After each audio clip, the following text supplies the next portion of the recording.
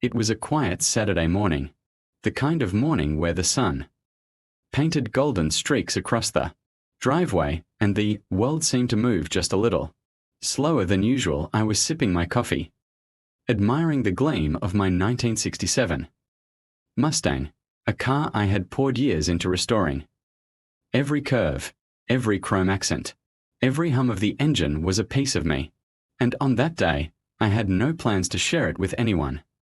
Then came the knock, sharp, insistent, 3 times, my gut tightened, Standing on my porch was none other than Mrs. Karen Whitmore, the HOA president and self-appointed guardian of civility in our neighborhood. With her sunglasses perched perfectly and her arms crossed, she smiled a smile that never reached her eyes. "Good morning, Chief," she said sweetly. "I hear you're not letting anyone borrow your classic car today." I calmly replied, "That's correct, Karen. I'm not lending it to anyone." Her head tilted, a sure sign she was ready to escalate. "Well, you should share, a community is stronger when we all participate."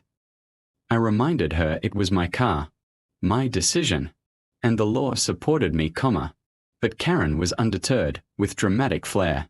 She pulled out her phone and announced she had already called the police. At first, the absurdity of it made me laugh. Imagine calling the cops because your neighbor won't lend a car. But then it struck me, she didn't know I was the chief of police. Officers stepped out cautiously. Immediately, my sergeant gave me a knowing nod while Karen, still oblivious, waited for them to side with her, I explained calmly that no law required me to lend my private vehicle, and the HOA had no authority in the matter. Karen fumbled with her phone, claiming she had video evidence, but her argument fell flat. Frustrated, she stormed off, vowing that the HOA board would settle it soon enough. A convoy of board members arrived with clipboards and cameras.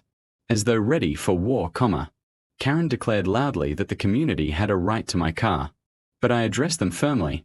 "This is my private vehicle in my private driveway. There is no law forcing me to lend it, and no HOA regulation gives you that power."